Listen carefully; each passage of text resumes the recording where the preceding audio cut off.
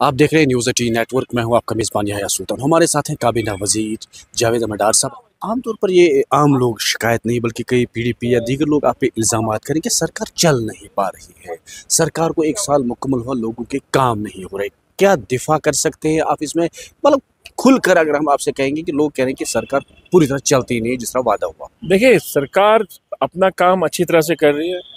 अलबत्ता कुछ लोग जो है वो काला चश्मा पहन के बैठे हैं और उनसे कोई उम्मीद हम तो है रखे नहीं है। चाहे वो पीडीपी है, बीजेपी है, जितनी भी हमारी मुखालिफ पार्टियां हैं, उन्होंने हमारे खिलाफ इलेक्शन लड़ा और वो ज़मीन बोझ हो गई, ख़त्म हो गई। अब उनके पास कोई काम नहीं, एक नैरेटिव खड़ा करना चाहते हैं सोशल मीडिया के ज़रिए कि भाई काम नहीं कर रहे हैं।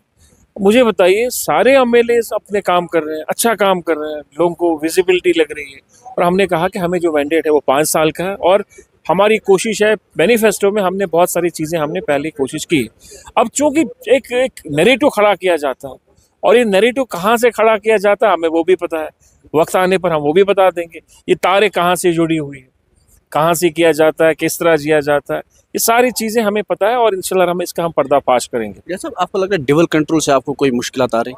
ज़ाहिर सी बात है, हमारी एक एम्पावर्ड स्टेट हुआ करती थी और यूटी में ज़ाहिर सी बात है एलजी के पास इख्तियारत है, कार्डर की पोस्टिंग्स उसके पास है और यूटी के पास यूटी सरकार के पास अब नहीं है। तो बहुत सारी दिक्कतें तो है, इसमें कोई शक की बात नहीं है। एक और बात में आपके पास बहुत सारे महकमे हैं, क्या आप कामयाब हुए जिस तरह आपने कहा था कि मैं अपने महकमों के ज़रिए लोगों तक जो है रसाई पहुँचूँ, लोगों की मुश्किलात हल हों, एग्रीकल्चर, हॉर्टिकल्चर या दीगर सेक्टर्स आप? देखिए, हमारा बेसिकली काम है कि एग्रीकल्चर सेक्टर को रिफॉर्म करें और रिफॉर्म की हमारी कोशिश, ये एक ऐसा नहीं है कि मैंने काम कर दिया तो बैठ गया, ये कंटिन्यू प्रोसेस। अगर आप देखिए, सालों साल देखिए, आप देखिए ना, 30 साल 40 साल पहले हमारी एग्रीकल्चर एक्टिविटी क्या होती थी, महदूद होती थी।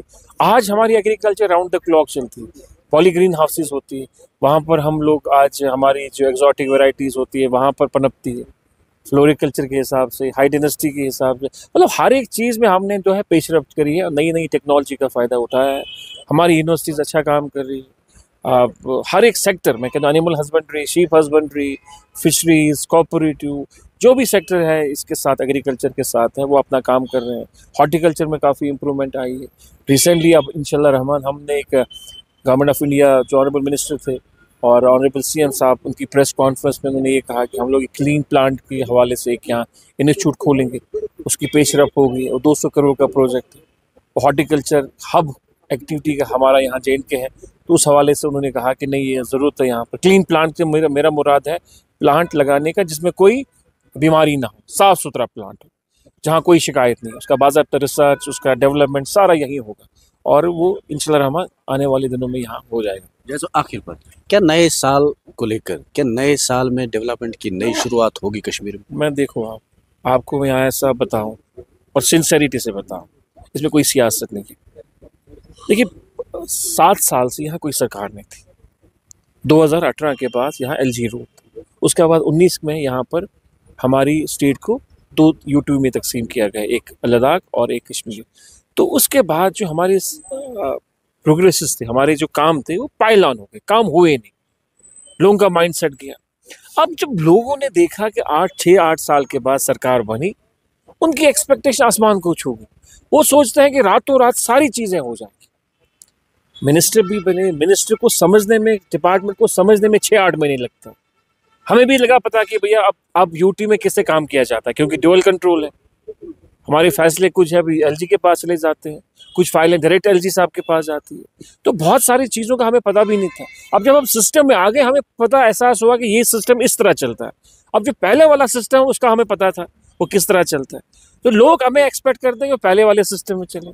अब चूँकि हमने जो पकड़ अपनी हासिल की है, जो हमारी डिपार्टमेंट्स में अभी हमने मजबूती से पकड़ हासिल की है और इंशाल्लाह रहमान आप देख रहे हैं जहाँ जहाँ कहीं दिखते हैं, स्टार्टिंग में 5-6 महीने लगे और हम लोग इसका भी शिकार हुए। यहाँ पहलगाम अटैक हुआ, उसके बाद ऑपरेशन सिंदूर हुआ, उसके बाद नेशनल डिज़ास्टर हुआ, तो ये 5 महीने में हमें दिक्कतें हुई और नया सिस्टम अब फाइनेंस में वो स्पर्श के अकाउंट हो गए, उससे भी कुछ दिक्कतें आ गई, पर विजिबिलिटी है इंशाल्लाह रहमान। आप यकीन रखें, अगले 4 साल में, जो आने वाले 4 साल, उसमें डेवलपमेंट क्या, हर एक चीज़ को हम वो छुएंगे, हर एक चीज़ वो करेंगे जो हमने अपने मैनिफेस्टो में कहा है। यानी थी जावेद साहब जिन्होंने कहा कि नया साल जो है नए तजुर्बों के साथ होगी और नया तामीर तरक्की का दौर शुरू होगा, और उम्मीद यही है कि जो इन्होंने कहा कि उस पर अमल भी होगा, और उम्मीद भी यही है कि नए तामीर तरक्की का साल जो है शुरू होगा। नेटवर्क 18 के लिए यहया सुल्तान। हम आपसे ये जानने की कोशिश करेंगे कि किसान मेले हो रहे हैं, क्या इससे किस तरह का फ़ायदा जो है ख़ासतौर पढ़े लिखे बेरोज़गार नौजवानों को पहुँच रहा है? देखिए, सबसे पहले ये बताऊं कि किसान मेले का जो इनेकाद होता है ये इसलिए भी होता है क्योंकि एक तो लोगों को जानकारी मिलती है स्कीम्स के बारे में। हमारे पास बहुत सारी स्कीम्स हैं, जैसे हमारी अपनी स्टेट की HADP है, JK SIP है और सेंट्रल स्पॉन्सर स्कीम्स हैं। उन स्कीमों को लेकर बहुत सारे फ़ायदे लोग उठा सकते हैं। इंसेंटिव स्कीम्स में बहुत ज़्यादा है और बहुत लोगों ने उन स्कीम्स का फ़ायदा उठाया है। तो हमारी कोशिश रहती है कि हर डिस्ट्रिक्ट में और हर गांव में स्कीम्स पहुँचें ताकि लोगों को फ़ायदा मिले।